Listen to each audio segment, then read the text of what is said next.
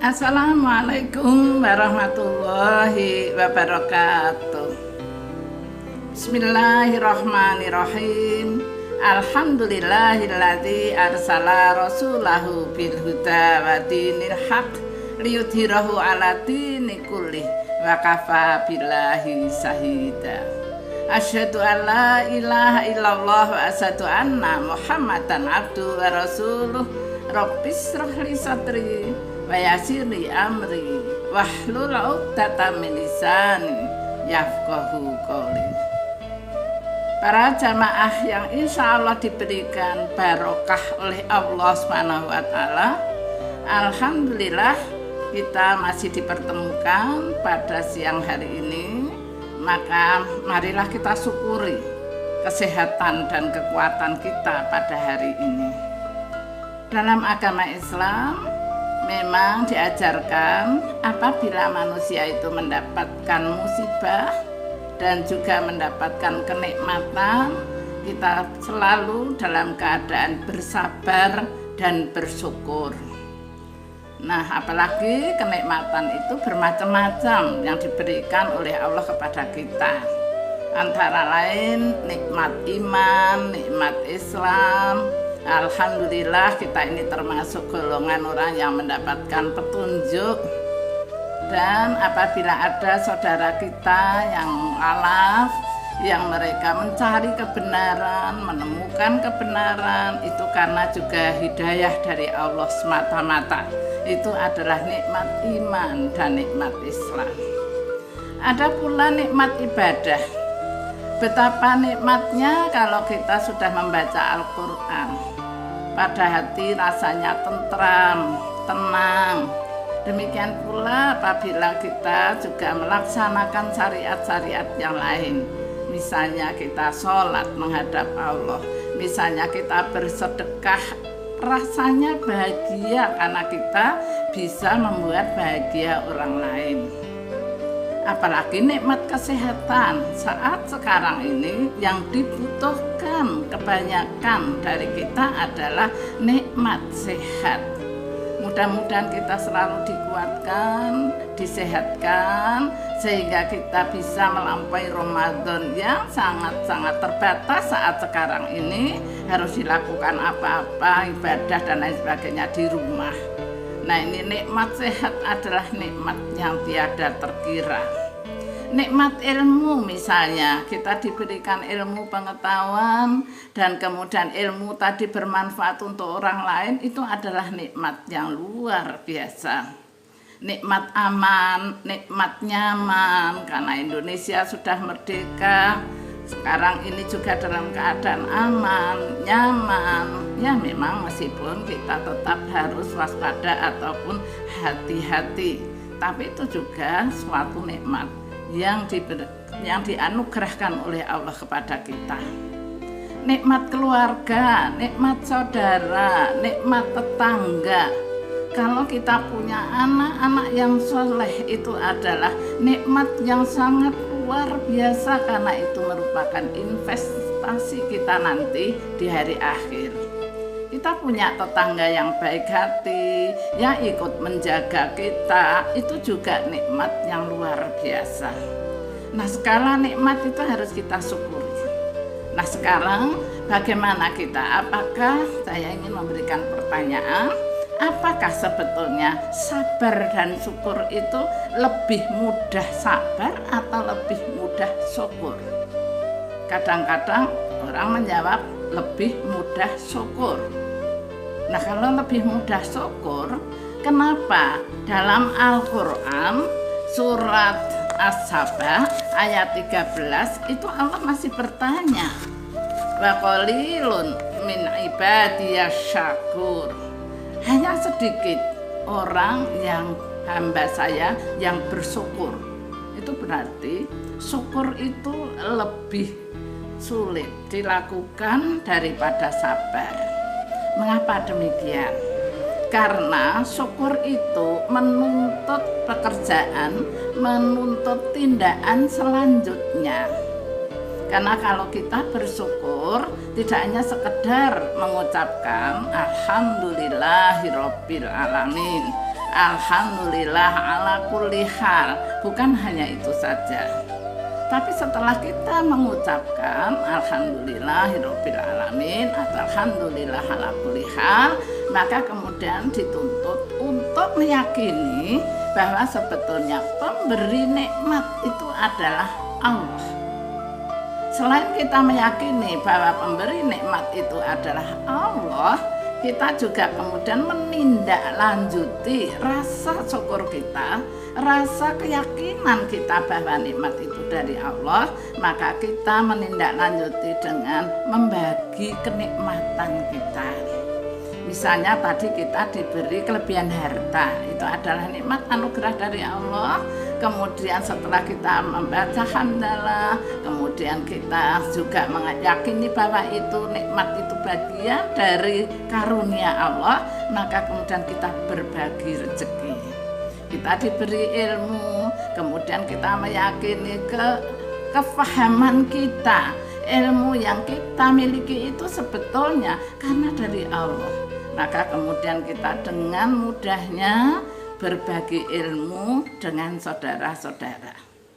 Nah, berarti di sini syukur itu adalah lebih berat dibandingkan sabar. Kalau sabar, sepanjang hati kita sudah berpasrah diri, menerima ketetapan, sudah itu adalah sikap-sikap keyakinan di dalam hati kita. Tetapi kalau bersyukur itu kemudian dituntut untuk melakukan sesuatu hal yang baik, yang kemudian itu kita menunjukkan kesyukuran kita.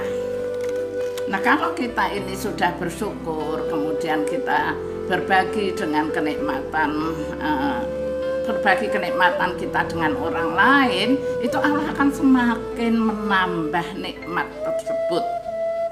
Yang juga Al-Quran menyebutkan la in syakartum la azidannakum. Apabila kita bersyukur, maka Allah semakin akan menambah nikmat tersebut. Tadi saya sampaikan contohnya, misalnya kita semakin tentram, kita semakin bahagia kalau kita berbagi dengan orang lain. Nah, itu adalah tambahan-tambahan yang mungkin Allah nanti juga akan memperlancar usaha kita. Allah akan menambah rezeki kita dan lain sebagainya. Ilmu pun juga kalau disebarkan atau kita juga berbagi dengan saudara kita, maka kita pun juga akan semakin difahamkan oleh Allah Subhanahu wa taala.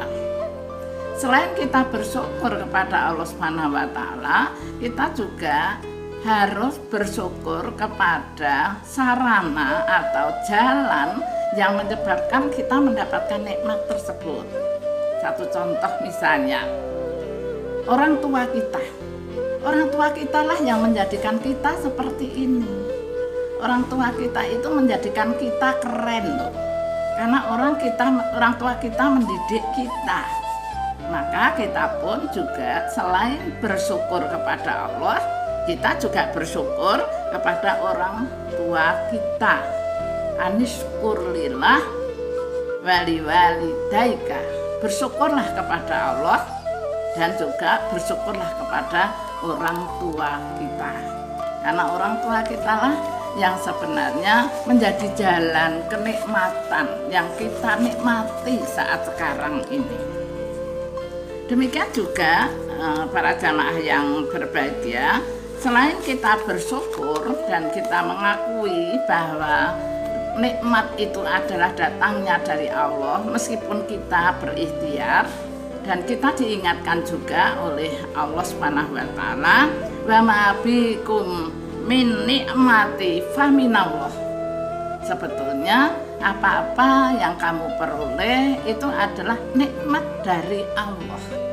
Oleh karena itu kita harus semakin meyakini bahwa tiada lain kesuksesan kita, tiada lain perolehan kita, tiada lain bahwa kita ini bisa menjadi seperti ini saat sekarang ini, itu adalah juga dari Allah. Maka kita harus mensyukuri nikmat-nikmat tersebut. Ada dua kisah yang ingin saya sampaikan kepada para jamaah. Ada 3 orang, yang satu punya penyakit sopak, yang satu kepalanya buta, nah yang satu lagi matanya buta.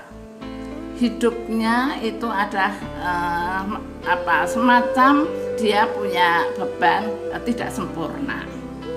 Nah kemudian dia meminta sesuatu kepada Allah, ya Allah, andaikan engkau jadikan makhluk yang sempurna, maka aku akan bersyukur kepadamu. Oleh Allah, dengan izin Allah, yang buta tadi tumbuh rambutnya, yang sopak tadi sempurna kulitnya, dan yang buta tadi bisa melihat. Nah kemudian dari ketiganya itu syukurnya itu berbeda-beda. Ada yang bersyukur, wah syukur sekarang saya kulitnya sudah mulus, sudah baik, sudah sempurna, alangkah gagahnya saya ini. Demikian juga yang buta, merasa rambutnya sudah tumbuh, sudah semakin tampan gitu ya. Tapi yang buta tadi bersyukur kepada Allah sambil diwujudkan syukurnya. Terima kasih ya Allah, Engkaulah yang menyebabkan aku bisa menikmati alam ini. Maka saya akan semakin berbakti kepadamu.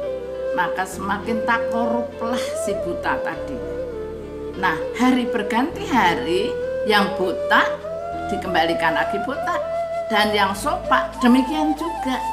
Tetapi yang buta tetap bisa melihat karena syukurnya kepada Allah, meyakini bahwa itu nikmat Allah, dia juga semakin untuk mendekatkan diri kepada Allah.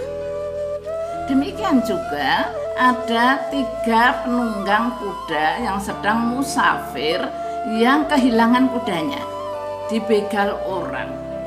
Maka ketiganya berdoa kepada Allah, ya Allah, apabila Engkau kembalikan kuda-kuda kami, maka kami bisa melanjutkan perjalanan untuk menuju tujuan kami bermusafir ini. Atas izin Allah, maka ada seorang sultan, seorang penguasa yang baik hati, yang memberi 3 kuda yang bagus-bagus kepada 3 penunggang kuda yang musafir tadi. Nah apa komentarnya? Yang seorang bersyukur karena sudah mendapatkan kudaku sangat gagah. Demikian juga yang satunya lagi komentarnya adalah alangkah baik hatinya pejabat tadi, sultan tadi. Tapi yang satunya lagi, terima kasih ya Allah, Engkau telah mengembalikan kuda tunggangan kami dan lewat dari sultan atau penguasa tadi. Mudah-mudahan Engkau memberi berkah yang memberi jalan kenikmatan ini. Akhirnya apa? Dalam perjalanan satu persatu gagal. Karena yang merasa gagah kudanya, maka kemudian melarikan kencang-kencang kudanya, akhirnya terperosok dan kaki kuda terluka, maka tidak bisa melanjutkan perjalanan. Demikian juga ketika orang yang memuji kepada sultan atau penguasa yang sudah memberinya tadi, dia lengah dengan keindahan alam, maka yang bisa melanjutkan perjalanan sampai ke tujuan itu adalah hanya orang yang bersyukur kepada Allah dan juga menindaklanjuti perjalanannya itu sambil berjalan, sambil memperbanyak zikir kepada Allah, mengucapkan kalimat-kalimat thayyibah sehingga akhirnya sampai ke tujuan. Oleh karena itu para jamaah, sebaiknya apa yang dikaruniakan Allah kepada kita syukuri dengan melafalkan hamdalah. Setelah kita melafalkan hamdalah, kita yakin bahwa nikmat itu seluruhnya adalah dari Allah. Setelah kita meyakini bahwa itu adalah dari Allah, maka kita pun semakin mendekatkan diri kepada Allah Dan tentu saja juga semakin kita meningkatkan kenikmatan tersebut dengan berbagi pada saudara kita yang lain.